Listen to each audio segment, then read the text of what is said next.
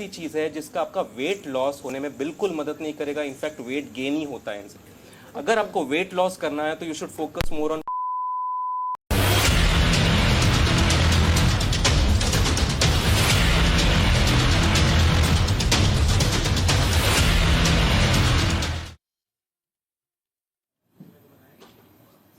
नमस्कार, news India देख रहे हैं आप और आपके साथ मैं हूं सुरभि तिवारी और घड़ी में बज चुके हैं 3, यानी वक्त हो चुका है हेल्दी इंडिया स्पेशल प्रोग्राम का।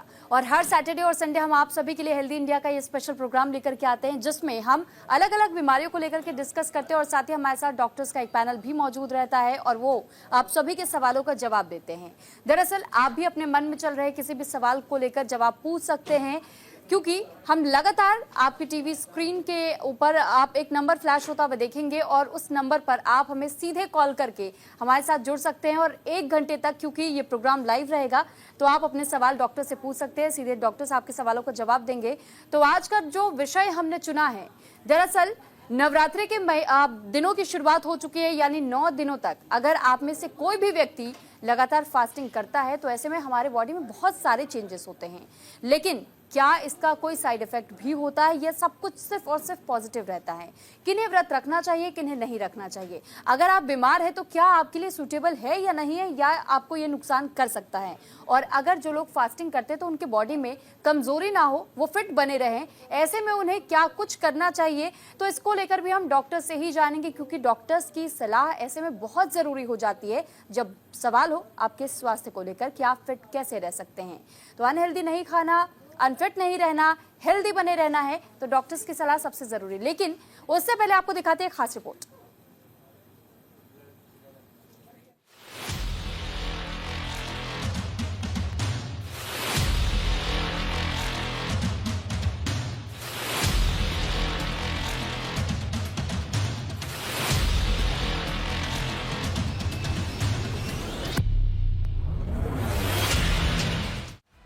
नवरात्रि की शुरुआत होने जा रही है और इसी के साथ शुरू होगा 9 दिनों का व्रत। जो लोग पूरे 9 दिन व्रत करते हैं उनके लिए सबसे ज्यादा चैलेंजिंग होता है उपवास करने के बावजूद खुद को बिल्कुल फिट रखना। और इसके लिए ये जरूरी है कि हमें और आपको ये पता हो कि व्रत में आपको क्या खाना पीना चाहिए और अपनी सेहत का ख्याल रखने के लिए क्या कुछ करना चाहिए। क्योंकि अगर आपको सही तरीका ना पता हो तो आप बहुत बीमार हो सकते हैं। व्रत में कई बार शरीर में पोषक तत्वों की कमी हो जाती है। कुछ लोग उपवास में पानी कम पीते हैं, जिसकी वजह से शरीर में पानी की कमी होने लगती है। शरीर में खाना और पानी कम पहुंचने से ब्लड प्रेशर लो, कमजोरी, थकान, सर दर्द और गैस एसिडिटी की समस्या बढ़ जाती है। अब अगर आप व्रत रखते हैं तो ये आप भी सोच रहे होंगे कि व्रत में क्या क्या खाना पीना सही है। पानी, नींबू पानी, नारियल पानी और छाछ पी सकते हैं। फल और ड्राई फ्रूट्स खा सकते हैं। साबूदाना, सिंघाड़े का आटा, कुट्टू का आटा और आलू से बने खाद्य पदार्थ भी सेवन कर सकते हैं। मूंगफली, दूध, दही और पनीर का सेवन भी कर सकते हैं। आज हम आपको हेल्दी इंडिया में कुछ ऐसी ही बातें बता रहे हैं जिन्हें ध्यान में रखते हुए व्रत करने से आपको कोई परेशानी नहीं होगी और आप व्रत के पूरे 9 दिन एकदम फिट रहेंगे। उपवास शुरू करने से 1-2 दिन पहले हल्की डाइट लें। रात को खाने में फल खाएं या पतली खिचड़ी या दलिया लें। डायबिटीज, ब्लड प्रेशर या दिल की बीमारी वाले लोग डॉक्टर से पूछकर ही व्रत रखें। अगर बीमार हैं और व्रत रखा है तो हर 2 घंटे के गैप पर कुछ लिक्विड जरूर लें।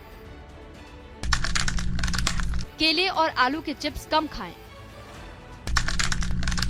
टोन्ड मिल्क से पतली खीर बनाकर खाएं, फैट कम होगा। सेंधा नमक और चीनी की मात्रा कम रखें, खासकर दिल के मरीजों के लिए। ज्यादा तले भुने भोजन से परहेज करें। फल और ड्राई फ्रूट्स डाइट में जरूर शामिल करें। लंबे समय तक भूखे न रहें, इससे गैस की समस्या हो सकती है। डायबिटीज के रोगी खास ख्याल रखें, क्योंकि उन्हें ज्यादा देर तक खाली पेट नहीं रहना चाहिए। व्रत में 4-5 चीजें एक साथ खाने की बजाय 2-3 घंटे के गैप में खाएं। व्रत रखने के साथ आपको सेहत का ख्याल रखना भी बेहद जरूरी है। ऐसे में जिन लोगों को किसी भी प्रकार की बीमारी हो, उन्हें डॉक्टर के बिना सलाह व्रत नहीं रखना चाहिए। इससे आपकी सेहत पर बुरा असर हो सकता है। आपकी जानकारी के लिए, जो लोग अगर डायबिटीज और हाइपरटेंशन के मरीज हैं, वो व्रत न रखें। अगर हाल फिलहाल में कोई सर्जरी हुई है, अगर खून की कमी है, दिल, किडनी, फेफड़े या लीवर के पेशेंट हैं, या प्रेग्नेंट महिलाएं, आप व्रत ना रखें। कोशिश करें कि माँ दुर्गा की पूजा कर ले, लेकिन व्रत ना रखें। और फिर भी अगर आपकी व्रत रखने की इच्छा हो तो एक बार अपने डॉक्टर से सलाह जरूर लें। न्यूज इंडिया के लिए सुरभि तिवारी की रिपोर्ट।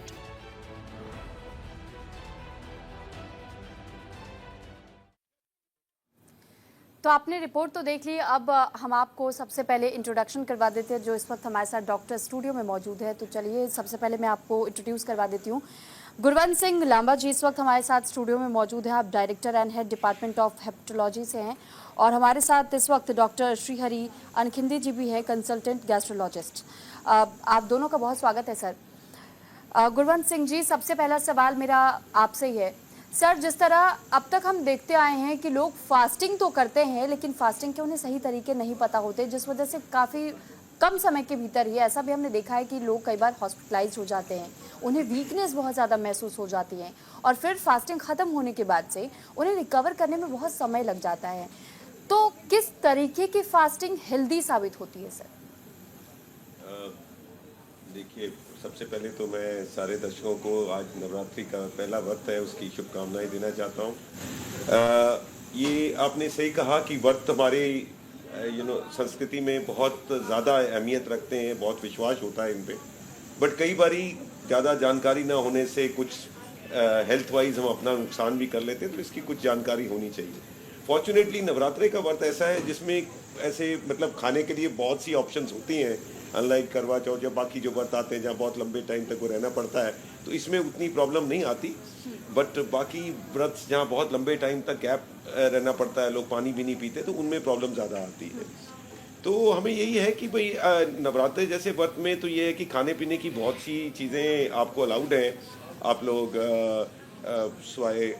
जो वीट है और वीट प्रोडक्ट्स के अलावा बाकी सारी चीज़ें अलाउड हैं, ले सकते हैं। सब्जियां भी ले सकते हैं, फल भी ले सकते हैं, और बाकी नमकीन भी ले सकते हैं। तो उन चीज़ों से इतना इस पर्टिकुलर वर्क के सीज़न में ज़्यादा प्रॉब्लम नहीं आती है। बट जो लोग जिनको प्रॉब्लम है, जैसे आपने पहले कैप्शंस में आप जानकारी दे रहे थे, जो ऑलरेडी किसी बीमारी से हैं, किडनी की बीमारी है या हार्ट की बीमारी है या और डायबिटीज़ है या कुछ है, उनको थोड़ा सा ज़्यादा टाइमिंग और उस चीज़ का ज़्यादा ज़रा ध्यान रखना होता है। तो इसके बारे में कुछ स्पेसिफिक सवाल हैं तो उनके जवाब हम दे सकते हैं। बिल्कुल बिल्कुल सर, सवाल हम जारी रखेंगे, आपके पास मैं लौटूंगी।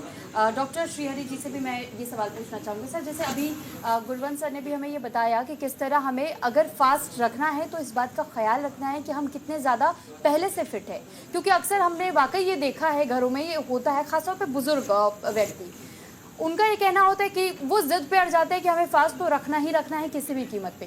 सर, ये कितना सही होता है अपने आप से डिसीजन ले लेना जबकि आप पहले से किसी भी बीमारी से ग्रस्त हैं? क्या ये सही होगा या डॉक्टर की सलाह सबसे ज़्यादा ज़रूरी होती है ऐसे वक्त में? सबसे पहले सारे व्यूअर्स को नवरात्रि की शुभकामनाएं। तो मैडम, ये जो सवाल है ये बहुत ज़रूरी सवाल है मेरे हिसाब से। ये सभी व्यूअर्स को जानना चाहिए कि जो व्रत है मेरे ख्याल से सिर्फ वही लोग करें जो फिजिकली फिट हो।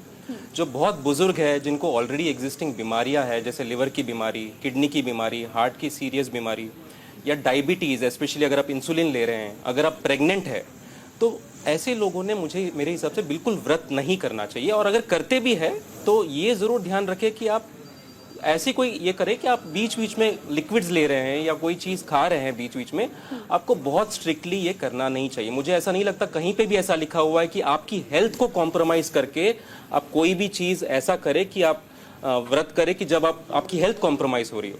तो ऐसे लोग जो ऑलरेडी कोई सीरियस बीमारी से जूझ रहे हैं, तो उन्हें बहुत स्ट्रिक्ट बिल्कुल भी व्रत नहीं रखना चाहिए। और एक बहुत ज़रूरी चीज़, अगर आप रखना भी चाहते हो तो मुझे लगता है कि आप अपने डॉक्टर से एक बार इस चीज़ के बारे में डिस्कस कर लें, और अगर वो आपको अप्रूव करते हैं इस चीज़ के लिए, then you should go ahead, वरना you should be very restricted in your decisions. ठीक है सर। वही गुरवंत सर से मैं एक बार फिर से सवाल पूछूंगी डॉक्टर, क्योंकि हमने ये भी देखा है, जैसे कि अभी वो सर भी बता ही रहे थे, कि बहुत ज़्यादा ध्यान रखने की ज़रूरत है कि आप कुछ कुछ समय में कुछ ना कुछ खा पी रहे होते हैं। और एक जनरेशन ये भी है कि इंटरमीडिएट फास्ट की बात करती है, और ऐसे में उन्हें बहुत क्विक रिजल्ट चाहिए होते हैं। ख़ासतौर पे हमने ये देखा है कि चाहे कोई वर्किंग प्रोफेशनल है, या अगर आप घर में क्यों ना रह रहे हो, आप स्पोर्ट्स पर्सन क्यों ना हो, लेकिन नवरात्रों को इस लिहाज से भी देखा जाता है कि हेल्थ बेनिफिट्स इसके बहुत ज़्यादा होते हैं। आप 9 दिनों तक फास्ट रखिए, बहुत जल्दी आप वेट कम कर लेंगे, और वेट कम करने के चक्कर में बहुत जल्दी लोग हॉस्पिटलाइज हो जाते हैं। तो सर, जिस तरह अभी आप दोनों हमें ये जानकारी दे रहे थे कि अगर आप फास्ट करते हैं तो हर 1-2 घंटे के बाद कुछ लिक्विड या कुछ थोड़ा बहुत आपको सेवन करते रहना चाहिए। तो इस पर मैं चाहूँगी आपसे और ज़्यादा जानकारी लेना कि किस तरीके की चीज़ें हम अपने इस दौरान भोजन में इंक्लूड कर सकते हैं, और क्या नहीं खाना पीना चाहिए जब हम फास्ट पे हों खास तौर पे। देखिए, व्रत की जो है वो तो जो खाना है या नहीं खाना एक ट्रेडिशनल बिलीफ्स हैं, उसके साथ लोग चलते हैं। तो उसमें यही है कि भाई बहुत लंबा गैप, जो कि शायद नवरात्रों में तो अलाउड भी है कि आपको ज़रूरत नहीं है, तो इसमें ये अच्छा है कि बहुत लंबा गैप मत डालिए। स्पेशली जो लोग, बहुत से आजकल डायबिटीज़ बहुत लोगों को है, उनके लिए ये बहुत ज़रूरी है कि लंबा गैप मत डालें।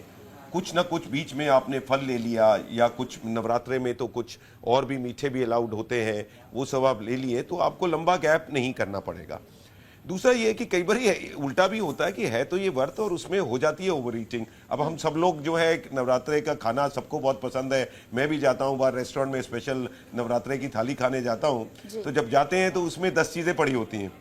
तो इंस्टेड ऑफ व्रत ये होता है कि भाई नवरात्रे के दिनों में कहीं ओवर ईटिंग ही हो जाती है, कि बिकॉज वो सारी ये भी आप टेस्ट कर रहे हो, पकौड़े भी कर रहे हो, और आप रोटी भी खा रहे हो, और साबूदाने की खीर भी खा रहे हो, और टिक्कियाँ भी खा रहे हो आलू की। तो कई बार ऐसा भी होता है कि आप इंस्टेड ऑफ व्रत की जगह आप खा ज़्यादा जाते हो, क्योंकि वो इसमें जब ये अलाउड है। तो इन चीज़ों का ध्यान रखना ज़रूरी है कि ये देख के ही चीज़ें खानी चाहिए। बाकी जैसे ये चीज़ें, जैसे एक बहुत लोगों को लगता है कि भाई नवरात्रे में हम लोग सेंधा नमक यूज़ करते हैं, वो ठीक है, एक धार्मिक भावना है, उसके लिए यूज़ करते हैं, बट ये मत भूल जाना, जो खासकर जैसे हमारे लिवर के पेशेंट्स हैं या हमारे हार्ट के पेशेंट्स हैं, कि वो भी एक नमक है।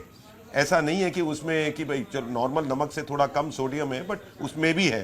तो ये नहीं हुआ कि व्रत हुआ तो आप सेंधा नमक यूज़ कर रहे हो, तो अगर आपको नमक की रिस्ट्रिक्शन दी गई है डॉक्टर की तरफ से, तो आप उस पर खुल जाओ। वो नहीं करना है, कि वो आपको काफ़ी नुकसान दे सकता है, और 9 दिन काफ़ी लंबा टाइम होता है। तो अगर आप ये सोच के कि ये तो सेंधा नमक है जी, तो ये तो मैं ले सकता हूँ, ऐसा नहीं है। तो अगर आपको नमक अवॉइड करने के लिए बोला गया है हेल्थ रीज़न से, तो आप नमक को अवॉइड ही रखिए। तो ये चीज़ों का ध्यान रखना है। दूसरा, जैसे आलू की चीज़ें बहुत हो जाती हैं नवरात्रा में, ये एक और मिसकंसेप्शन है। अब आलू ऐसा है कि हाई कार्बोहाइड्रेट चीज़ है, कई बार डायबिटिक्स, और उसमें आपको मना किया गया है। और तली हुई चिप्स हैं, वो चीज़ें आपको एज अ हार्ट पेशेंट मना की गई हैं। तो आप व्रत के चक्कर में आपके पास और हेल्दी ऑप्शंस हैं व्रत में, तो आपको ज़रूरी नहीं है कि आपको आलू के चिप्स खाने ही खाने हैं, अगर आपको वैसे डायबिटीज़ की वजह से वो मना है। तो इन चीज़ों का ध्यान रखना ज़रा ज़रूरी है। ठीक है। डॉक्टर श्रीहरि जी, अगर आप भी इसमें कुछ कंटिन्यू करना चाहते हैं, ऐड ऑन करना चाहते हैं, तो बिल्कुल कर सकते हैं। और सर, सवाल ये भी है कि क्योंकि सर ने अभी डायबिटीज़ का भी जिक्र किया, डायबिटिक पेशेंट्स के लिए भी मैंने देखा है कि अक्सर वो शुगर फ्री पे जाते हैं, लेकिन नवरात्र के दिनों में कई बार जब जैसे साबूदाने की खीर ही हो गई, या फिर बहुत सारे ऐसे स्वीट डिशेस भी रहते हैं उसमें, वो सिर्फ ये कहते हुए खा लेते हैं कि ठीक है व्रत का खाना है, इसमें कोई दिक्कत परेशानी नहीं होगी, हम तो शक्कर खा रहे हैं, शुगर भी नहीं खा रहे हैं। तो ऐसे में सर, ये जो छोटे छोटे उपाय के तौर पर, और डायबिटिक पेशेंट्स अक्सर हमने देखा है कि बस उन्हें मौका चाहिए होता है और उस पर टूट पड़ते हैं, लेकिन सर ये उनके लिए कितना ज़्यादा घातक हो सकता है? अगर हम व्रत को एक ब्रॉडर पर्सपेक्टिव में देखें, जैसे आप बात कर रही थी वेट लॉस, आजकल वेट लॉस एक बहुत बड़ा ट्रेंड है और वेट लॉस के लिए कई अलग अलग तरीके बताए गए हैं एंड लोग फॉलो भी करते हैं। बहुत सारे इन्फ्लुएंसर्स पोस्ट करते हैं कि आप फास्टिंग, लॉन्ग फास्टिंग करिए या इंटरमिटेंट फास्टिंग करिए या मेडिटेरेनियन डाइट पे जाइए। देखिए, वेट लॉस करने के लिए आपको दो चीज़ें करना ज़रूरी है। एक तो जो आपका कैलोरिक इंटेक है वो थोड़ा कम कर दीजिए। थोड़ा कम का मतलब ये नहीं होता कि आप पूरी तरीके से इसको बंद कर दीजिए। अगर आप पूरी तरीके से इसको बंद कर देते हैं, जैसे आप बहुत ही सीवियर फास्टिंग में जाते हैं, तो उस फास्टिंग के ड्यूरेशन के बाद जो आपको हंगर होती है, उसके बाद आप इतनी बिंज ईटिंग कर लेते हो कि जो आपको इससे बेनिफिट मिल गया है वो सारा खत्म हो जाएगा। और व्रत के समय अगर आप स्पेशली देखें तो जो हम खाते हैं स्पेशली वो सारी कार्बोहाइड्रेट रिच फूड्स या फैट रिच फूड्स खाते हैं। कार्बोहाइड्रेट्स और फैट्स, ये दो ऐसी चीज है जिसका आपका वेट लॉस होने में बिल्कुल मदद नहीं करेगा, इनफैक्ट वेट गेन ही होता है इनसे। अगर आपको वेट लॉस करना है तो you should focus more on proteins, you should focus more on vegetables, you should focus more on fruits. तो अगर आप व्रत करने ही वाले हैं तो आप फ्रूट्स खाइए rather than binging on carbohydrates. तो अगर weight loss is your intention, तो weight loss should be a gradual process, it should not be a exorbitant process कि आपने सडनली सब कुछ खाना छोड़ दिया और उस हफ्ते के बाद आप फिर से सब कुछ खाने लग गए बिल्कुल उसी तरीके से जैसे पहले खा रहे थे। तो बेस्ट तरीका ये है, आप अभी जो खा रहे हैं 25% से इसको कम कर दीजिए, फ्लूइड इंटेक बढ़ाइए और साथ में एक्सरसाइज करना स्टार्ट करिए ताकि आपकी ग्रेजुअली और कंसिस्टेंटली आपकी कैलोरीज कम होती जाए। सर, अच्छा, आपने क्योंकि जिक्र किया कि हम लिक्विड पे भी जा सकते हैं और फलों पर भी, फलों का सेवन हम कर सकते हैं, वेजिटेबल्स इसमें इंक्लूड कर सकते हैं, लेकिन सवाल इसमें ये भी होता है कि कई बार ये भी सजेस्ट किया जाता है कि पैकेज फूड या पैकेज जो जूस के कंटेनर्स होते हैं वो अवॉइड करने के लिए डॉक्टर्स अक्सर कहते हैं। यहाँ तक ये भी हमने सुना है कि अगर आप जूस पी रहे हैं किसी भी फल का, तो ऐसे में उसमें शुगर की क्वांटिटी डबल हो जाती है, लेकिन फल खाते हैं तो उसके मुकाबले शुगर की क्वांटिटी उसमें थोड़ी फिर भी मैनेजेबल होती है। तो सर, इस बारे में भी मैं आपसे चाहूंगी कि हमें जरा बताइएगा कि क्या ये मिथ है या ये सच है? ये बिल्कुल सच है। देखिए, कोई भी चीज को अगर आपको प्रिजर्व करना है तो उसको प्रिजर्वेटिव के तौर पे आप दो तीन चीजें बड़ी कॉमनली यूज करते हैं। You use high amount of sugar या हाई अमाउंट ऑफ सॉल्ट या कोई ऐसी केमिकल प्रिजर्वेटिव्स डाली जाती है जिससे उस चीज की शेल्फ लाइफ बढ़ जाए। तो ये जो पैकेज फूड्स है, जैसे पैकेज जूस अगर आप लेते हैं, उसी चीज को आप अगर नेचुरल फ्रूट के साथ कंपेयर करें तो पैकेज फूड में एक तो प्रिजर्वेटिव्स बहुत ज्यादा है, उसकी शुगर कंटेंट नेचुरली थोड़ी ज्यादा होगी, और जो नेचुरल फ्रूट आपको जो एडिशनल चीजें देगा, जैसे फाइबर दे रहा है या मिनरल्स दे रहा है या विटामिन्स दे रहा है, जो फ्रेश आप ऑब्टेन कर रहे हैं उस चीज से, वो आपको पैकेज फूड से कभी नहीं मिल सकती। तो अगर आपके पास ऑप्शन है कि आपको एक तरफ फ्रूट खाने का ऑप्शन है और उसी तरफ पैकेज जूस लेने का ऑप्शन है, तो इट इज ऑलवेज बेटर कि you should prefer the fresh fruit. तो आई होप हमारे ऑडियंस को भी इस बात की जानकारी तो ज़रूर मिल गई होगी कि अगर आप पैकेज फूड्स की ओर जाते हैं या फिर आप पैकेज्ड कैन्स का इस्तेमाल करते हैं, जो कंटेनर्स आते हैं उसमें जो जूस टेट्रा पैक बता करके और आपको सर्व किया जाता है, तो उसमें शुगर की क्वांटिटी बहुत ज़्यादा होती है और वो आपको बहुत हद तक नुकसान कर सकता है। तो इस बात का ख्याल रखिएगा कि अगर आपके पास फल और जूस दो ऑप्शन है तो ऑप्शन के तौर पे आप फल का ही सेवन करना ज़्यादा प्रेफर कीजिएगा। इस बीच हमारे साथ एम्स से भी असिस्टेंट प्रोफेसर के तौर पे डॉक्टर अलका कुमारी जी जुड़ चुकी हैं। मैम, बहुत स्वागत है आपका न्यूज़ इंडिया पर। So much and thank you for inviting me here. अच्छा लग रहा है कि यहाँ पे हम आके एटलीस्ट थोड़ा लोगों को जनरल नॉलेज की चीज़ें दे पाएंगे, उनको समझा पाएंगे कि बिकॉज अभी ये रमज़ान का महीना चल रहा है एंड उनका पूरे दिन का फास्ट होता है, वो पूरे दिन खाली पेट हैं, फिर शाम को एकदम से वो अपना फास्ट तोड़ते हैं। तो यूजुअली ये होता है कि जब वो फास्ट तोड़ते हैं, पूरे दिन के वो भूखे हैं, तो उन्हें लगता है कि हम क्या खाएं, उन्हें समझ नहीं आता। मतलब उनको लगता है कि हम थोड़ा कुछ हैवी चीज़ें खाएं जिससे कि पेट भी भर जाए और अच्छा लगे। बिल्कुल। बट ये कई बार ये थोड़ा मुश्किल हो जाता है क्योंकि पूरे दिन फास्ट होने के बाद जो पेट में गैस बनता है, एसिड प्रोड्यूस होता है, क्योंकि फूड पूरे दिन मिलता नहीं है पेशेंट को, लोगों को, तो वो एसिड न्यूट्रलाइज नहीं हो पाता है। तो इसीलिए जब भी फास्ट तोड़ना है शाम में पूरे दिन भूखे रहने के बाद, तो लिक्विड डाइट लेना चाहिए। जैसे नारियल पानी ले लिया, प्लेन वाटर ले लिया, या रूह-अफ़ज़ा बहुत प्रसिद्ध है बहुत ही सालों से, वो ले सकते हैं, वो बहुत ही बेनिफिशियल होता है, वो ज़्यादा प्रेफरेबल है। उसके बाद स्मॉल क्वांटिटी में धीरे धीरे चीज़ें खाएं। जल्दी जल्दी नहीं खाना चाहिए, क्योंकि कई बार क्या होता है कि आप जल्दी खा रहे हैं तो सिग्नल मिलना बड़ा मुश्किल हो जाता है हमारे स्टमक पेट को कि कैसे उसको प्रोसेस करें, और स्लो खाना चाहिए।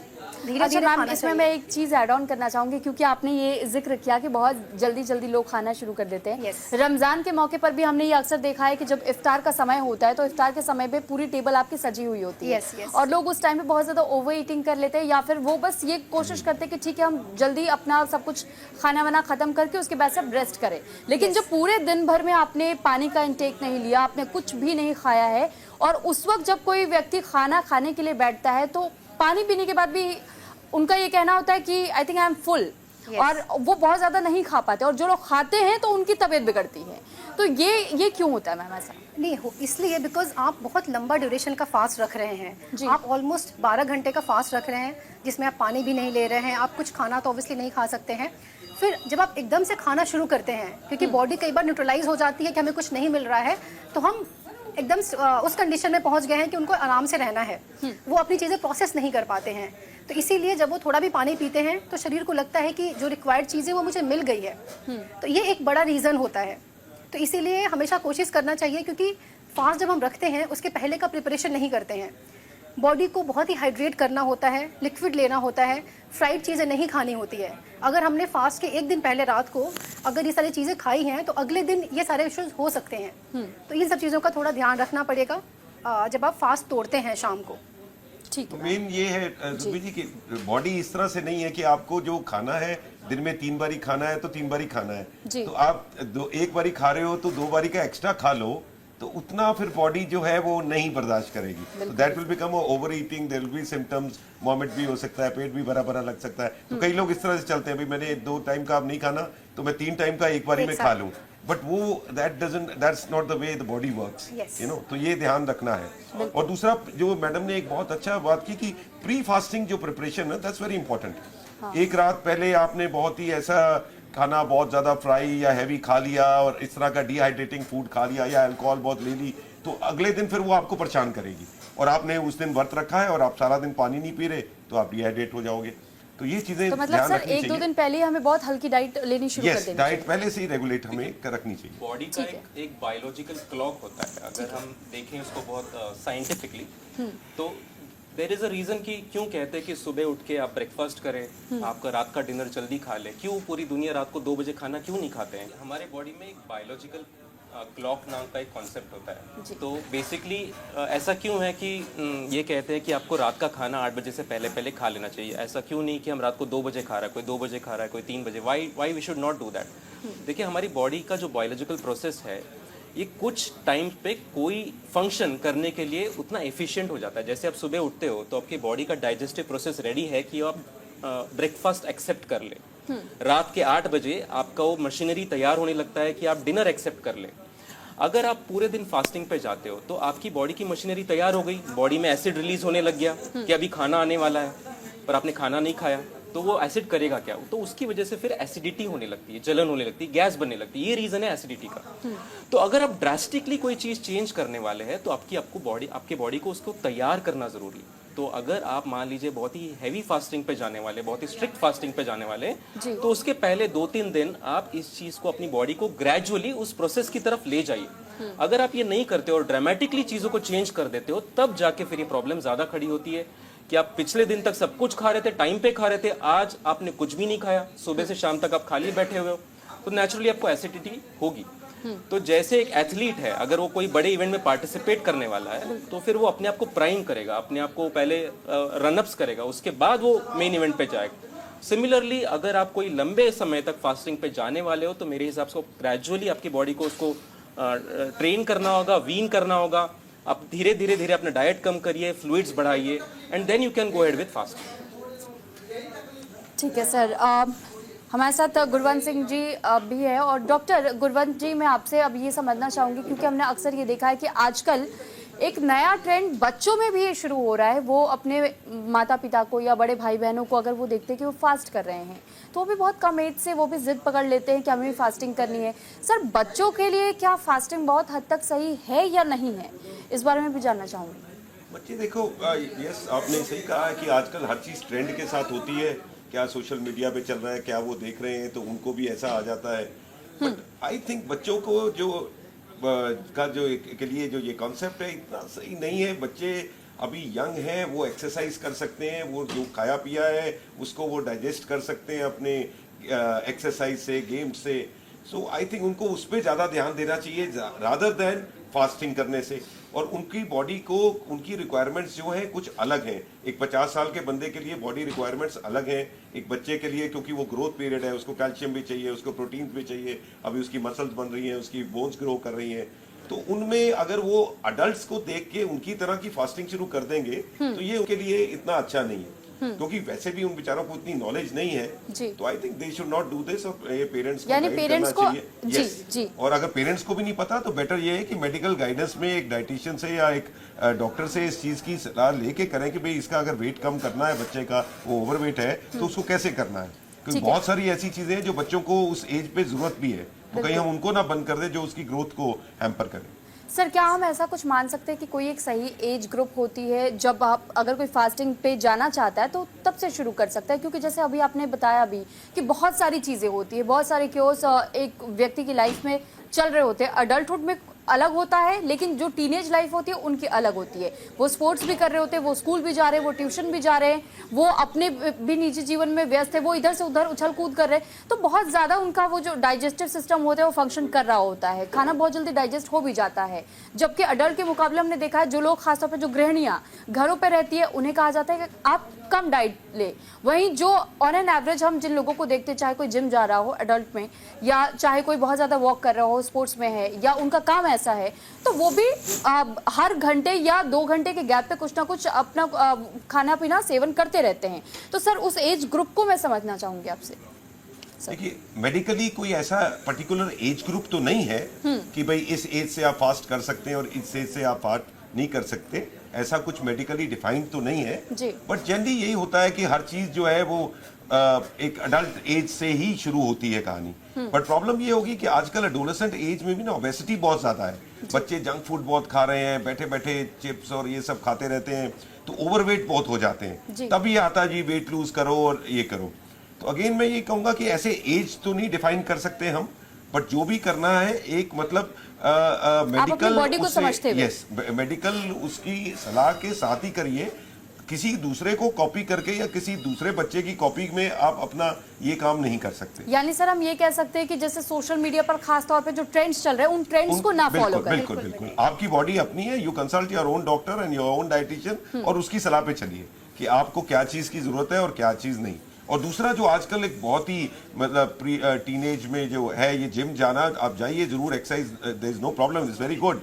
बट वहां पे जो ये सप्लीमेंट्स लेने की जो आदत पड़ जाती है, that is something which I am not in favour of at all. ये एज है जब आप नेचुरल फूड खा सकते हैं, आप नेचुरल फ्रूट्स खा सकते हैं, बाकी चीज भी खा सकते हैं, वेज नॉन वेज सब आपको अलाउड है, आप खा सकते हैं। तो आप इन सप्लीमेंट्स में मत जाइए। ये कुछ हमने देखा है यंगस्टर्स बहुत ही ओवर उसको लेके उनकी किडनीज पे असर पड़ जाता है, उनके लिवर पे असर पड़ जाता है, बहुत ही कॉमन है जो कि हम रोजमर्रा के अपनी प्रैक्टिस में ये देखते हैं। तो ये सप्लीमेंट्स वाला जो ट्रेंड आ गया है आजकल जो जिम में उनको मिलते हैं, इनसे जरा बचना चाहिए। ये मैं एक मैसेज आपके इस चैनल से देना चाहूंगा कि वहाँ पे दूसरों को देखते हुए आप सप्लीमेंट्स वो लेते हैं और फिर उनको लगता है शायद मैं 10 इसका सप्लीमेंट एक दिन में ले लूंगा तो मेरी बहुत मसल्स बन जाएंगी, तो ऐसा होने वाला नहीं है। तो बिल्कुल ये देखिए, प्लस पॉइंट के तौर पे आप इसे देख सकते हैं, एड ऑन टिप है ये डॉक्टर की ओर से। और जो भी टीनेजर्स अगर हमें अभी सुन रहे हैं और या जो भी पेरेंट्स हमें सुन रहे हैं, तो प्लीज़ इस बात का खास ख्याल रखें कि अगर आपका बच्चा जिम जा रहा है तो उन्हें बहुत ज़्यादा ऐसे सप्लीमेंट्स का इस्तेमाल न करने दें, उन्हें हेल्दी डाइट दें और हेल्दी डाइट से कोशिश करें कि वो अपनी मसल को प्रॉपरली गेन करें नेचुरल तरीके से, ना कि किसी इंजेक्शन या किसी सप्लीमेंट से। हम आगे बढ़ेंगे। डॉक्टर अलका से भी मैं अब एक सवाल करना चाहूँगी। डॉक्टर अलका, आमतौर पे हम देखते हैं कि जो फीमेल्स होती हैं, फीमेल्स में बहुत सारे हार्मोनल चेंजेस होते रहते हैं, और मंथली इशू हो या प्रेगनेंसी का जब समय होता है तो उस दौरान भी हमने देखा है कि कुछ महिलाएं वैसे वो अपने आप को बहुत फिट मानती हैं और वो ये प्रूव करने की कोशिश करती रहती है कि हम अगर फास्ट कर भी लें 9 दिन कंटिन्यू तो हमें कोई प्रॉब्लम नहीं होगी, ना ही बच्चे को और ना ही हमें कोई प्रॉब्लम होगी। तो ऐसे में मैं उन महिलाओं के लिए भी जानना चाहूँगी कि ये किस हद तक सही है ये स्टेप उठाना। नहीं, ये स्टेप वैसे प्रेग्नेंट महिलाओं में बिल्कुल सही नहीं होता, बिकॉज उनके अंदर एक बेबी ग्रो होता है, उनको बहुत सारी न्यूट्रिशन चाहिए होती हैं, बहुत सारी रिक्वायरमेंट्स होती हैं उनको डेवलप करने के लिए। अगर हम इतना लॉन्ग टर्म फास्टिंग रखते हैं तो जो भी उनको न्यूट्रिशन चाहिए या और अदर रिक्वायरमेंट्स हैं, वाटर चाहिए, वो उनका वो रिक्वायरमेंट फुलफिल नहीं होगा, तो जो उनका ग्रोथ होगा अल्टीमेट वो उसको अफेक्ट करेगा। तो हम कभी रिकमेंड नहीं करते हैं कि कोई भी प्रेग्नेंट वुमेन फास्ट रखे लॉन्ग टर्म के लिए। शॉर्ट टर्म के लिए वो रख सकते हैं, बट उसमें भी आपको हर शॉर्ट ड्यूरेशन में कुछ लिक्विड लेते रहना है या फ्रेश फ्रूट ले सकते हैं, बिकॉज जो प्रिजर्व जूस होते हैं या वैसे जो जूस होते हैं वो फ्रूट के कंपैरिजन में बहुत नुकसानदायक होते हैं। ठीक है मैम, मैं यहाँ आपको रोक रही हूँ क्योंकि कॉलर इस वक्त मुंबई से हमारे साथ जुड़ चुके हैं, इंद्रमणि शुक्ला जी। इंद्रमणि जी, बहुत स्वागत है आपका न्यूज़ इंडिया पर।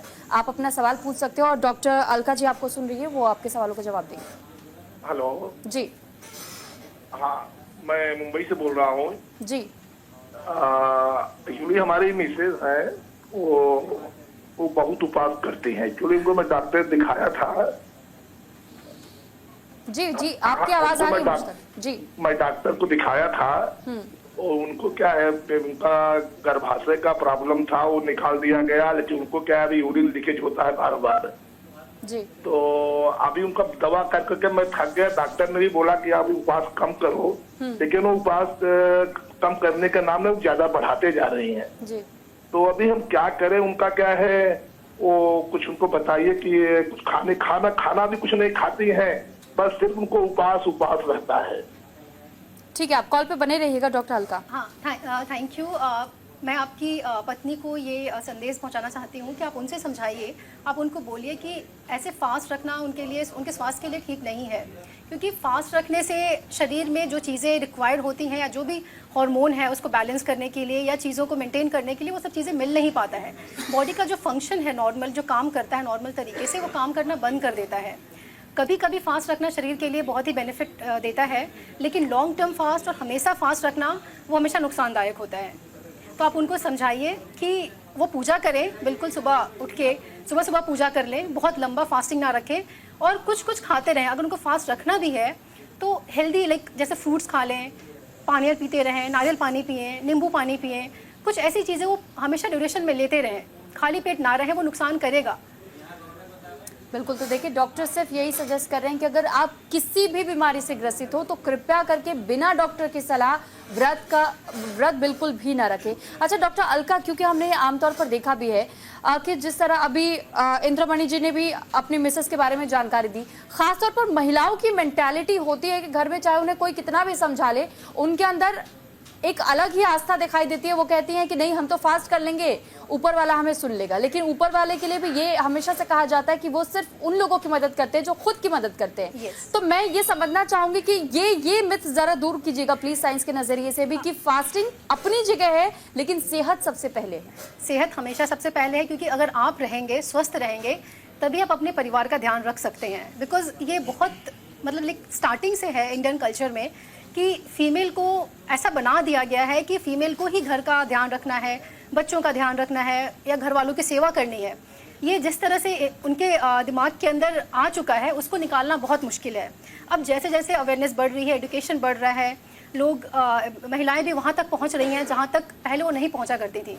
तो अब धीरे धीरे वो अवेयर हो रहे हैं, उनको आइडिया मिल रहा है कि नहीं, हमें भी ऐसे करना है। लेकिन अभी भी कुछ महिलाएं ऐसी हैं, वो अपने घर तक ही सीमित रह जाती हैं, वो बाहर भी नहीं निकलना चाहती हैं। उनको लगता है कि अगर मैं ऐसा करूंगी तभी हमारा परिवार स्वस्थ रह सकता है, या मैं बहुत पूजा करूंगी, बहुत फास्ट रखूंगी, तो जो भी नेगेटिविटी है घर के अंदर या जो नेगेटिव इम्पैक्ट है या जो भी ऐसी नेगेटिव शक्तियाँ होती हैं, शायद मैं उनसे बचा सकती हूँ। ऐसा यानी प्रैक्टिकल और अंधविश्वास के बीच में अंतर। बिल्कुल। तो आप बिल्कुल फास्ट रखिए, थोड़े टाइम के लिए रखिए, पूजा पाठ भी करिए, पर अपना स्वास्थ्य रखिए। अगर आप स्वस्थ रहेंगे, आपका परिवार स्वस्थ रहेगा, आप उनका ध्यान रख पाएंगे। बिल्कुल, तो उम्मीद करते हैं दर्शकों आपने ज़रूर सुन लिया होगा, और ख़ासतौर पर मैं और इनफैक्ट डॉक्टर्स भी आपसे यही अपील कर रहे हैं, हमारी पूरी टीम आपसे अपील कर रही है कि अंधविश्वास, आस्था और साथ ही अपनी सेहत के उस हेल्थ सिचुएशन को समझिए और उसके बाद ही आप फास्टिंग पे जाइए। आप अपनी सेहत के साथ खिलवाड़ मत कीजिए, क्योंकि अगर आप स्वस्थ रहेंगे तब आप और बेहतर तरीके से आप अपने पूरे परिवार का साथ दे सकते हैं और साथ ही उनका ख्याल भी रख सकते हैं। आगे बढ़ते हुए डॉक्टर श्रीहरि जी, मैं आपका रुख कर रही हूँ। अभी कुछ देर पहले आपने एसिडिटी का जिक्र किया था। एसिडिटी की प्रॉब्लम आमतौर पे हम हर रोज किसी ना किसी से सुनते हैं कि उन्होंने कुछ ऐसा खा लिया जिस वजह से बहुत घबराहट हो रही है, उन्हें एसिडिटी की दिक्कत हो रही है। वो लोग भी एसिडिटी की कंप्लेन करते हैं जो सुबह से भूखे रहते हैं, आपने भी क्योंकि इस बात का जिक्र भी किया था। और फास्टिंग के समय में खासतौर पर बहुत कॉमन प्रॉब्लम हम देखते हैं। लेकिन गैस्ट्रिक को पूरी तरीके से लोग समझ नहीं पाते, इसे स्टमक एक का नाम दे देते हैं, वो कह देते हैं फूड पॉइजनिंग हो गई है शायद, वो इसमें और भी कई मिसकंसेप्शंस भी जोड़ देते हैं। तो सर मैं इसमें थोड़ा सा बारीकी से आपसे समझूंगी कि गैस्ट्रिक एसिडिटी की प्रॉब्लम क्या अलग होती है, स्टमक पेन का वो एक अलग होता है, वो कैसे अंतर हम पहचान पाएंगे? देखिए, आपने ये बहुत ही इंपॉर्टेंट और बहुत ही रेलेवेंट सवाल पूछा है, क्योंकि इन जनरल प्रैक्टिस में भी ये देखता हूँ कि बहुत सारे लोग आते हैं और कहते हैं हमें गैस हो रही है। अब गैस का मीनिंग बहुत लोगों के लिए अलग अलग है। कुछ लोगों के लिए गैस मतलब एसिडिटी। जी।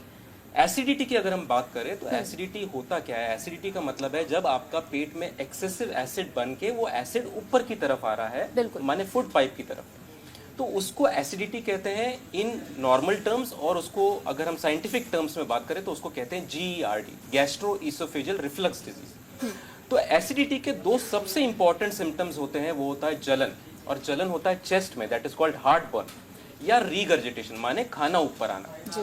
बाकी सारी जो चीजें हैं जैसे पेट में दर्द होना या ब्लोटिंग होना, अगर हम गैस की बात करें तो गैस से जो मेन सिम्टम होती है, गैस माने इंटेस्टाइनल गैस, तो उससे जो मेन सिम्टम होती है वो होता है ब्लोटिंग। वो ब्लोटिंग माने अफारा, माने पेट फूलना। कई सारे लोग ये दोनों चीजों को कंफ्यूज कर देते हैं। तो एसिडिटी का मतलब है एक्सेसिव एसिड, या एसिड जो भी पेट में बन रहा है वो बार बार बन के ऊपर की तरफ आ रहा है, जिसके दो सबसे कॉमन सिम्टम्स होते हैं, जलन या रीगर्जिटेशन माने खाना ऊपर आता है, या फिर कभी कभी मुंह में खट्टा पानी आना। तो अगर हम एसिडिटी की बात करें, अगर एसिडिटी को हमें कम करना है तो सबसे पहले कोई भी डॉक्टर आपको बोलेंगे कि आप अपनी लाइफस्टाइल चेंज करिए। तुरंत ही मेडिसिन पे जाने की जरूरत नहीं, पहले अपनी लाइफस्टाइल में झांकिए और देखिए क्या किया जा सकता है। अगर आप स्मोकिंग करते हैं तो बंद करिए, अल्कोहल इंटेक अगर एक्सेसिव है तो उसको बंद करिए, अगर आप बहुत स्पाइसी ऑयली खाते हैं तो उसको कम करिए, खाने की टाइमिंग्स रेगुलर कर लीजिए, आखिरी खाने और सोने के बीच में माने डिनर और स्लीपिंग के बीच में 2 घंटे का गैप रखिए, फिजिकल एक्टिविटी रेगुलरली करते रहिए, ओबेसिटी कम करिए, वेट गेन, ये एक बहुत कॉमन रीजन है एसिडिटी का। अगर फिर भी आपको एसिडिटी रहती है तो रात को सोते समय आप थोड़ा सा आपका हेड एंड एलिवेट कर सकते हैं, टी कॉफी कम कर दीजिए। तो पहले आप अपनी लाइफस्टाइल पे फोकस करिए। ऐसे करने से 90% लोगों की एसिडिटी अपने आप ही ठीक हो जाएगी, और केवल 10% लोग ऐसे रह जाएंगे जिनको वाकई में दवाइयों की जरूरत है। अगर हम ये भी देखते हैं कम्युनिटी में ये बहुत कॉमन है कि हर कोई चीज हो जाती है, आप केमिस्ट के पास जाते हैं और तुरंत ही वो गैस की गोली, उस नाम पे एसिडिटी की दवाइयां आप ले लेते हैं। ये बहुत ही गलत चीज है, इसके अपने नुकसान भी बहुत है, तो ये आपको करना नहीं चाहिए। आप पहले अपनी लाइफस्टाइल को सुधारिए, 90% ऑफ द टाइम्स आपकी प्रॉब्लम्स अपने आप ही हल हो जाएंगी। ठीक है, अब मैं डॉक्टर गुरवंत सिंह लांबा जी का भी रुख कर रही हूँ, लेकिन इससे पहले कॉलर हमारे साथ चंदन पांडे दिल्ली से जुड़ चुके हैं। चंदन जी, आप अपना सवाल पूछ सकते हैं। डॉक्टर साहब, मुझे लीवर की थोड़ी सी दिक्कत है, जैसे मुझे खाना डाइजेस्ट नहीं होता, तो क्या मैं 9 दिन का व्रत रख सकता हूँ या नहीं? पहले तो द्वार जी हमें ये समझना है कि आपको लीवर की दिक्कत क्या है। जैसे मैं कुछ भी खाता हूँ डॉक्टर साहब तो डाइजेस्ट नहीं होता प्रॉपर तरीके से, और इसको लेकर मैं जीबी पंत हॉस्पिटल से लगातार दवाई भी करवा रहा हूँ। तो ये इम्पोर्टेंट है कि जो आप जिसको आप कह रहे हैं कि डाइजेस्ट नहीं होता, वो वाकई लीवर की प्रॉब्लम है या प्रॉब्लम कुछ और है। तो इसमें अगर प्रॉपर जानकारी आपकी बीमारी के बारे में हो तो एडवाइस थोड़ा और बेटर दी जा सकती है।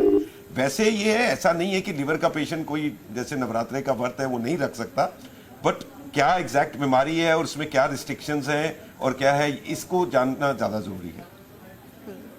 तो उम्मीद है चंदन जी आपको आपके सवालों का जवाब तो मे बी अगर आप पंत हॉस्पिटल से कर रहे हैं तो वहाँ पे जो आपके लिवर पे ज़्यादा बेहतर है, क्योंकि उनको एग्जैक्ट डायग्नोसिस लिवर में कई तरह की बीमारियाँ होती हैं। तो अब आपको क्या लिवर की बीमारी है और उसमें क्या रिस्ट्रिक्शंस है, जो भी डॉक्टर की एडवाइस है उस हिसाब से चलना पड़ेगा। बिल्कुल, तो देखिए डॉक्टर की एडवाइस ज़रूर माने। और अच्छा डॉक्टर गुरवंत जी, क्योंकि अभी जैसे सर भी एसिडिटी का जिक्र कर रहे थे, और कि गैस और एसिडिटी में लोग बहुत ज़्यादा कंफ्यूज हो जाते हैं। हमने ये भी देखा है कि लोग अपने घर पर ही उसका उपचार करना शुरू कर देते हैं, और यूट्यूब के सहारे या फिर इंस्टाग्राम पे जिस तरीके से रील्स वायरल होते हैं, आप ये दवाई ले लीजिए, आप ये टैबलेट ले लीजिए, आप या आयुर्वेदिक फॉर्मूला ट्राई कर लीजिए, आप ये भी सेवन कर लीजिए। और लोग क्या करते हैं कि एलोपैथी भी ऑप्ट कर लेते हैं, होम्योपैथी भी ले लेते हैं, वो आयुर्वेदिक भी ट्राई कर रहे हैं, वो एक साथ बहुत सारी तरीके आजमा लेते हैं, लेकिन उन्हें तभी भी राहत नहीं मिलती, सिचुएशन और ज़्यादा वर्स होती चली जाती है। ये ट्रेंड्स को फॉलो करना कितना सही होगा, और साथ ही साथ मैं आपसे ये भी समझना चाहूंगी कि क्या वाकई उस वक्त में बिना ये समझे कि एसिडिटी है या गैस है, इस तरीके का स्टेप उठाना वो कितना सही है? ये आप बहुत ही मतलब अच्छा सवाल है, क्योंकि ये रोज की कहानी है जी। घर पे एक दूसरे से पूछ के कि मेरे को ऐसा हो रहा है, कि वो दूसरा सलाह दे देता जी आपको एसिडिटी हो रही है, और वो एसिडिटी की मेडिसिन शुरू कर दी है, एसिडिटी के उपाय शुरू कर दिए। ये करना मतलब ठीक नहीं है। आपको एसिडिटी है या उसको कुछ और है, ये तय करना एक स्पेशलिस्ट का काम है। तो कुछ एक बातें मैं बताना चाहूंगा कि अगर आपको वैसे सिम्टम्स हैं, फिर तो आपको डॉक्टर को कंसल्ट करना ही करना है, जिसको हम अपनी मेडिकल लैंग्वेज में अलार्म सिम्टम्स बोलते हैं। तो अगर जो भी आप एसिडिटी है उसमें अगर आपको कोई सीवियर पेन होती है, चाहे वो चेस्ट में होती है या पेट में होती है, तो डेफिनेटली अपने डॉक्टर को कंसल्ट कीजिए। अगर आपका खाना खाते वक्त खाना अटकता है, तो उसको आप एसिडिटी मत समझिए और उससे अपने डॉक्टर को कंसल्ट करिए। अगर आपको सिम्टम्स के साथ साथ अनीमिया है, खून की कमी है, तो आपको डॉक्टर को जरूर करना है। अगर आपको रेकरेंट वॉमिटिंग है, बार बार उल्टी आती है, या कभी भी उल्टी में ब्लड आया है, तो आप अपने आप उसको एसिडिटी समझ के अपनी ट्रीटमेंट मत शुरू करिए। ऐसी स्थिति में आपको जरूर डॉक्टर से मदद लेनी है। और अगर आपका कोई वेट लॉस हो रहा है, अगर एसिडिटी के आपको लग रहा है कि आपको एसिडिटी है और आपको साथ में वेट लॉस भी है, तो ये एक ऐसा सिम्टम है कि जो प्योर एसिडिटी में नहीं हो सकता। इसका मतलब कि कुछ आपको और भी है। तो definitely self medication is never advisable. You should always ask your doctor कि जब भी सिम्टम हो, और वो आपको बताएगा कि जो है। और दूसरा होता है एक्यूट स्टेज में, जैसे आपने पूछा कि एकदम से कुछ हो रहा है और वो सोचता है एसिडिटी है। अब ये भी एक बार ये जो अगर मैं अपना एक्सपीरियंस देखूं, तो जो मैंने अगर 100 पेशेंट हार्ट अटैक के देखे हैं, उनमें 90 ने बहुत ऐसा टाइम वेस्ट कर दिया जब वो उसको एसिडिटी ही समझ रहे थे, गैस ही समझ रहे थे। और इसके अलावा और भी कई प्रॉब्लम होती है, पेनकेटाइटिस होता है और कई तरह के अंदर प्रॉब्लम होती है, जब लोग उसको एसिडिटी गैस समझ के और घरेलू उपाय करते थे, और एक वैल्यूबल टाइम जो है वो वेस्ट हो जाता है। तो कभी भी ऐसी स्थिति हो जबकि एक्यूटली आपको सडनली कोई प्रॉब्लम हो गई है, बहुत ज्यादा डिस्कम्फर्ट हो रहा है, तो उसको खाली एसिडिटी मत समझिए, consult a doctor and take his advice, because sometimes बहुत इंपॉर्टेंट चीज और एक इंपॉर्टेंट टाइम जो है वो मिस हो जाएगा। बिल्कुल। तो देखिए डॉक्टर गुरवंत ने इस बात की जो जानकारी दी है, बहुत अच्छी जानकारी है ये, और बहुत अच्छा एडवाइस है कि बिना डॉक्टर की सलाह खुद डॉक्टर ना बने। और यह हम हर एपिसोड में आपको कहते हैं कि खुद से बिल्कुल भी डॉक्टर बनने की कोशिश ना करें। जो समस्या है आप उन डॉक्टर के पास जाइए, उनसे सलाह लीजिए, जो सजेशन आपको मिलते हैं उसके बाद आप उन उपायों को कीजिए। इस बीच एक कॉलर हमारे साथ जयपुर से सतीश शर्मा जी जुड़ चुके हैं। सतीश जी, बहुत स्वागत है आपका न्यूज इंडिया पर। आपके सवालों के जवाब में डॉक्टर श्रीहरि अनिक खिंदी जी से लूंगी। डॉक्टर श्रीहरि जी, आपके लिए कॉलर हैं। सतीश जी, आप अपना सवाल पूछ सकते हैं। सतीश जी, क्या आपको मेरी आवाज मिल रही है? मैं डॉक्टर साहब से ये जानना चाहूंगा, जैसे मैं भूखे पेट रहता हूँ, तो जैसे मैंने केला ले लिया या फिर आलू की जैसी कोई चीज मैंने खा ली, तो मैं क्या गैस बहुत ज्यादा होती है और सीने में जलन और गले में जलन होती है। ठीक है सर, मैं आपके सवाल का जवाब लूँ उससे पहले प्लीज आप अपने टीवी सेट का वॉल्यूम कम कर लीजिएगा, ताकि आपकी ऑडियो हम तक भी प्रॉपर पहुंचे, क्योंकि ऐसे में आवाज इको होती है और वो डिस्टर्बेंस क्रिएट होता है। बहरहाल मैं आपके जवाब की ओर आगे बढ़ रही हूँ सर। तो सतीश जी नमस्कार। जितना मैं समझ पाई हूँ आपका सवाल ये है कि आप आलू खाते हैं तो उसकी वजह से आपको कई बार एसिडिटी की प्रॉब्लम होती है, तो इसका आप उपाय जानना चाहते हैं। देखिए अगर आपकी एक बार मैं कुछ बोलना चाहूँगा आपसे। जैसे मैंने केला खा लिया भूखे पेट, जैसे मैं मान लीजिए ऑफिस से आया, मैं शाम को मैं घर पे आया, मैंने एक सिंगल केला खा लिया, तो मेरे क्या बीच में गलन होती है और एक बहुत ज्यादा एसिडिटी बनती है। तो अगर मैं सही समझूं, अगर आप कह रहे हैं कि आप कोई भी चीज़ ऐसा खाते हैं, शाम के टाइम आप ऑफिस से आते हैं, आप कोई XYZ चीज़ खाते हैं और आपको एसिडिटी होती है, अगर आपकी एसिडिटी ये लंबे समय से चल रही है, जैसे मान लीजिए 8 हफ्ते हो गए हैं और आपको एसिडिटी की प्रॉब्लम बार बार डेली अगर होने लग गई है, तो सबसे पहला काम आपको ये करना चाहिए कि आपको आपके डॉक्टर से जाके मिल लेना चाहिए। क्योंकि कोई भी चीज़ अगर लंबे समय तक चले तो इट इज़ बेटर कि हम इस चीज़ को इन्वेस्टिगेट करें, इसको ढूंढें कि इसका एक्चुअल रीज़न क्या है। टेम्पररी एसिडिटी होना बहुत कॉमन है, जैसे आप कहीं पार्टी में गए, आपने बहुत स्पाइसी चीज़ खा ली, तो आपको अगले दिन एसिडिटी होगी। आप कोई दिन कम सो लिए, आपको एसिडिटी होगी। कोई स्ट्रेसफुल सिचुएशन है, एसिडिटी होगी, पर वो 1 दिन 2 दिन होता है, उसके बाद वो ठीक हो जाता है। बट अगर यही चीज़ आपको बार बार हो रही है और लगातार चल रही है लंबे समय से, तो मेरे हिसाब से आपको आपके डॉक्टर के पास जाके एक प्रॉपर एडवाइस लेनी चाहिए और इसका इलाज शुरू कर देना चाहिए। हो सकता है वो आपके कोई टेस्ट सजेस्ट करे, वो आपको कर लेनी चाहिए। ठीक है, उम्मीद करते हैं सतीश जी आपको आपके सवालों का जवाब ज़रूर मिल गया होगा। और देखिए, आप नियर बाई डॉक्टर विजिट कीजिए, टेस्ट करवाइए, उसके बाद ही आपको जानकारी मिल पाएगी। एक और कॉलर राजू गुप्ता हमारे साथ रामपुर से जुड़ चुके हैं। राजू जी, बहुत स्वागत है आपका न्यूज़ इंडिया पर। और इस बार आपका सवाल डॉक्टर अलका जी लेंगे और वही आपके सवालों का जवाब देंगी। आप अपना सवाल पूछ सकते हैं राजू जी। मेरे सीने में थोड़ा दर्द रहता है और दर्द जैसा महसूस होता है। राजू जी, मैं आपसे चाहूंगी आप एक बार फिर से रिपीट करें कि आपको कहाँ पेन होता है। ये सीने के नीचे हल्का हल्का है, ये सीने के नीचे। जी हाँ, नमस्ते राजू जी। ये जो आपका सीने के नीचे पेन है, पहले तो ये देखना है कि कितने दिन से है, या आपको रेगुलर हो रहा है, हमेशा होता है, खाने के पहले होता है या खाने के बाद होता है, ये सब चीज़ थोड़ा चुभन जैसे होते रहता है, मतलब खाने के बाद भी होता है। ठीक है। तो ये किसी भी रीज़न से हो सकता है। गैस एक सबसे कॉमन रीज़न है जिसकी वजह से होता है, लेकिन अगर ये हमेशा हो रहा है, हर बार होता है और रेगुलर होता है, जैसा कि डॉक्टर साहब ने बताया ऑलरेडी कि अगर ऐसा हमेशा आपको हो रहा है तो आपको अपने आसपास के जो भी डॉक्टर हैं, हॉस्पिटल होगा, जो भी छोटा मोटा हॉस्पिटल होगा, आप कहीं भी उनसे कंसल्ट कर सकते हैं। एक बार कंसल्ट करने के बाद ही जो भी वो इन्वेस्टिगेशन बोले, जो टेस्ट कराने के लिए बोले, आप वो टेस्ट करा के देखिए एक बार। उसके बाद ही पता चलेगा कि वो दर्द किस वजह से है, वो गैस का दर्द है या किसी सीने में किसी और कोई और पेन है ना, तो वो आपको रूल आउट कराना पड़ेगा अपने डॉक्टर को विजिट करके। तो मैं आपको बोलूँगी कि आप ऐसे उसको डायग्नोज मत करिए, खुद से डॉक्टर से मिलिए, अपना टेस्ट कराइए प्रॉपर और फिर दवाई शुरू कराइए। और मैम, क्या ये सजेशन भी आप देना चाहेंगे कि ये भी कुछ घर के नुस्खे ना आजमा ले? और हाँ, और ये बहुत ही इंपॉर्टेंट है कि हाँ, एक दिन के लिए ठीक है कि अगर आपने कभी एक दिन ऐसा हो गया किसी रीज़न की वजह से, बहुत स्पाइसी खाने की वजह से, तो आपने एक दिन घर का नुस्खा ले लिया, उससे ठीक हो गया तो वो ठीक है। पर अगर बार बार होगा तो प्लीज़ घर का नुस्खा मत अपनाइएगा, डॉक्टर को ज़रूर विजिट करिएगा। तो बिल्कुल, देखिए, उम्मीद करते हैं राजू जी आपको भी आपके सवालों का जवाब मिल गया होगा। तो आप प्लीज़ खुद से कुछ भी मेडिकेशंस ना लें या किसी की सलाह को ना सुने। अगर रिपीटेडली आपको ये पेन हो रहा है तो नियर बाई डॉक्टर को ज़रूर विजिट करें, क्योंकि पेन किसी भी प्रकार का पेन हो सकता है। आपने सीने के नीचे दर्द बताया, तो कोई भी प्रॉब्लम हो सकती है, तो इसलिए डॉक्टर चेकअप बहुत ज़्यादा ज़रूरी हो जाता है। मैम, एक एड ऑन क्वेश्चन मैं इसमें और करना चाहूँगी। जैसे कि अभी जो कॉलर से हमारी बात हुई और कॉलर ने भी जिस तरीके से अब तक अलग अलग तरीके के हमने सवाल सुने हैं, लेकिन इसमें ओवरऑल जो समझ में आता है कि जब आपकी डाइट बहुत प्रॉपर नहीं होती है तो आपके साथ ये इश्यूज बहुत कॉमन होते हैं। तो मैम, डाइट के लिए मैं आपसे समझना चाहूँगी कि अगर हर रोज़ क्या ऐसी कुछ चीज़ें, चुनिंदा चीज़ें अगर हम शामिल कर ले तो बहुत हद तक हम अपनी सेहत का ध्यान रख सकते हैं। हाँ, पूरे लाइफस्टाइल को मेंटेन करने के लिए और बॉडी को हेल्दी बनाने के लिए डाइट का सबसे इम्पॉर्टेंट रोल है।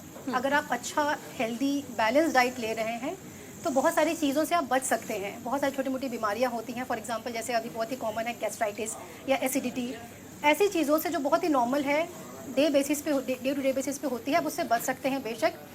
उसके लिए आपको दिन की शुरुआत सबसे अच्छे से करना होगा। आप अगर सुबह उठते हैं तो एटलीस्ट 2 से 3 ग्लास पानी पीजिए। उसके बाद आप कुछ जैसे फ्रूट्स ले सकते हैं या कुछ ड्राई फ्रूट्स खाइए। देन उसके बाद आप अच्छा ब्रेकफास्ट लीजिए। हमेशा कहा जाता है कि ब्रेकफास्ट आपको किंग की तरह करना चाहिए, इतना हैवी ब्रेकफास्ट लेना चाहिए ताकि आपको पूरे दिन का एनर्जी वहाँ से मिल जाए। और हेल्दी ब्रेकफास्ट लेना, हैवी ब्रेकफास्ट लेना हमेशा अच्छा ऑप्शन होता है कंपेयर टू आप हैवी लंच ले रहे हैं। और डिनर तो कभी भी हैवी नहीं करना चाहिए। और जब भी आप कोई भी डाइट लेते हैं, कोई भी अपना मील ले रहे हैं, चाहे वो ब्रेकफास्ट हो या लंच हो या डिनर हो, उसके पहले कुछ nutritious diet, for example breakfast आप स्प्राउट्स ले सकते हैं, फ्रूट्स ले सकते हैं जूस के बदले। लंच में आप बहुत सारा सैलड्स को शामिल कर सकते हैं, दही ले सकते हैं, छाछ ले सकते हैं, क्योंकि अब गर्मी का दिन आ रहा है तो आप नींबू पानी ये सब चीज़ें ले सकते हैं। और जो रात का डिनर होता है वो बहुत ही लाइट रखिए, हेल्दी बनाइए। बहुत तला भुना जो चीज़ होता है, बहुत फ्राइड चीज़ें होती हैं, जो बाहर की चीज़ें होती हैं, मैदे वाली चीज़ें होती हैं, उन सब चीज़ों को बिल्कुल अवॉइड करना चाहिए।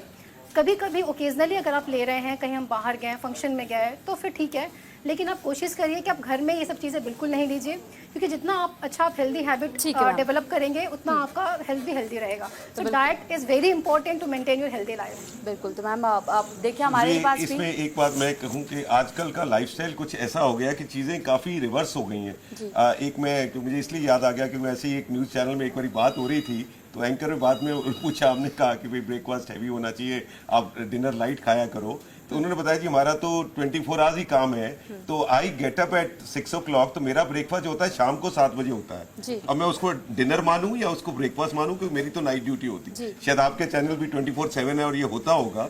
तो लोगों की अब लाइफस्टाइल्स ऐसे हो गए हैं, many of them are working in call centres, हो जो रातों को काम कर रहे हैं, तो उनका एक बायोलॉजिकल क्लॉक जिसके बारे में डॉक्टर श्रीहरि ने बात की थी, वो पूरी अपसेट हो जाती है। तो ऐसे लोगों को चाहिए, अगर प्रॉब्लम हो रही है तो डॉक्टर से बात कर ले, maybe we can tailor to your lifestyle.